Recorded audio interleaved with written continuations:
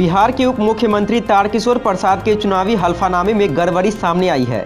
साल 2005 के एफिडेविट के मुताबिक उनकी उम्र तब 48 साल थी, पर 5 साल बाद उनकी उम्र में महज 1 साल का ही इजाफा हुआ। वह 2010 के चुनावी हलफनामे में बताया गया है कि वह 49 साल के हैं। ऐसे ही 5 साल बाद यानी कि 2015 के पर्चे में उनकी उम्र 52 साल दर्शाई गई है।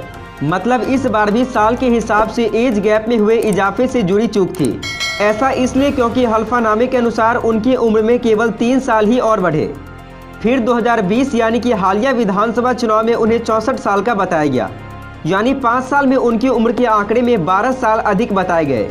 यह चूक कैसे हुई, फिलहाल इसकी आधिकारिक जानकारी नहीं है, न ही इस मसले पर प्रसाद की कोई प्रतिक्रिया आई है। शनिवार को माइक्रो ब्लॉगिंग साइट ट्विटर पर लोगों ने उनके 4 हलफनामे शेयर किए।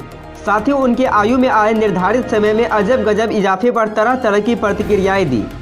एक यूजर ने कहा, सबके सब चोर हैं, एक भी सही नहीं है और न ही पढ़े लिखे हैं, न क्रिमिनल बैकग्राउंड क्लियर है, न जनता की भावनाओं की फिक्र है, सबके सब स्कैमस्टर हैं। एक अन्य यूजर ने लिखा, मुझे भी ये जादू सीखना है कि उम्र बढ़ जाए और किसी को पता भी न चले। इसी पर एक अन्य यूजर ने उनको जवाब दिया, एनडीए के नेताओं से संपर्क करें जनाब। हालांकि कुछ ट्विटर यूजर ने पत्रकार द्वारा शेयर किए गए तारकिशोर के 4 हलफनामे वाला ट्वीट प्रधानमंत्री नरेंद्र मोदी को टैग करते हुए रीट्वीट किया।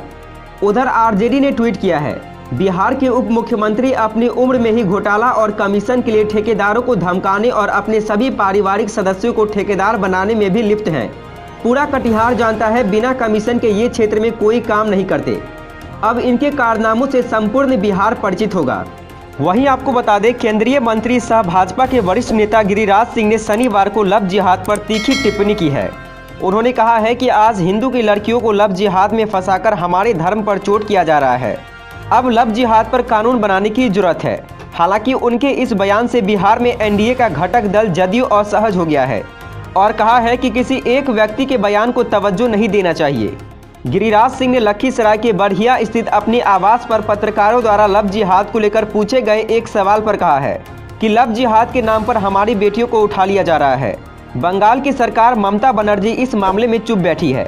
वहाँ हिंदुओं का जीना दुश्वार हो गया है, इसलिए देश में अब आवाज़ उठनी चाहिए। अब लव जिहाद पर कानून बनाने की जरूरत है। उन्होंने केरल के बारे में भी कहा है कि वहाँ भी गैर मुसलमान बेटियाँ सुरक्षित नहीं है। पूरे देश में यह स्थिति है। इसी तरह से धर्मांतरण करने वालों के लिए कानून बनाना चाहिए। धर्मांतरण हमारे लिए चुनौती बन गया है, इसलिए ऐसे मामलों पर भी कार्रवाई की आवश्यकता है। वहीं जदयू के प्रदेश अध्यक्ष वशिष्ठ नारायण सिंह ने लव जिहाद को लेकर कानून बनाए जाने से जुड़े केंद्रीय मंत्री गिरिराज सिंह के बयान पर कहा है कि किसी एक व्यक्ति के बयान को तवज्जो नहीं देना चाहिए। बिहार में सांप्रदायिक सौहार्द और शांति है, इस पर कुछ बोलने का मतलब नहीं है। तो दोस्तों, आपने देखा कि लव जिहाद पर गिरिराज सिंह के बयान से जदयू को असहज लग रहा है। तो इस खबर में बस इतना ही। अगर वीडियो अच्छी लगी हो तो इस वीडियो पर एक लाइक कर दीजिए और चैनल को सब्सक्राइब कर लीजिए। तो मिलते हैं अगले वीडियो में, तब तक के लिए धन्यवाद।